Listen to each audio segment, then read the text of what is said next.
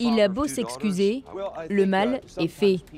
Todd Akin, ce républicain du Missouri candidat au Sénat, a affirmé dimanche sur une chaîne de télévision, je cite, qu'une femme victime d'un véritable viol ne peut pas tomber enceinte.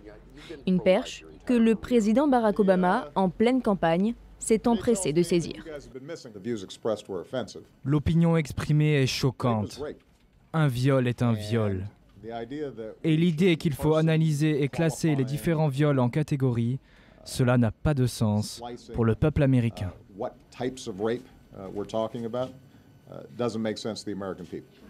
Pas de sens non plus pour le comité républicain au Sénat, qui, après l'énorme bourde, a décidé de retirer 5 millions de dollars destinés à financer la campagne de Todd Akin.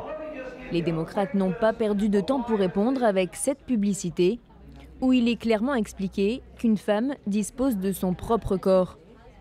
La campagne électorale bat son plein et les minorités n'ont jamais été autant courtisées, notamment les hispaniques. Pour les convaincre, Mitt Romney a trouvé son arme secrète, le sénateur de Floride, Marco Rubio, d'origine cubaine. Mais le président Obama n'a pas dit son dernier mot. En juin dernier, il a délivré des permis de séjour et de travail à 800 000 immigrés arrivés sur le sol américain avant leurs 16 ans. Un geste spectaculaire qui a rallié les latino-américains de Floride, du Nevada, du Colorado et du Nouveau-Mexique. Autre minorité décisive, les religieux.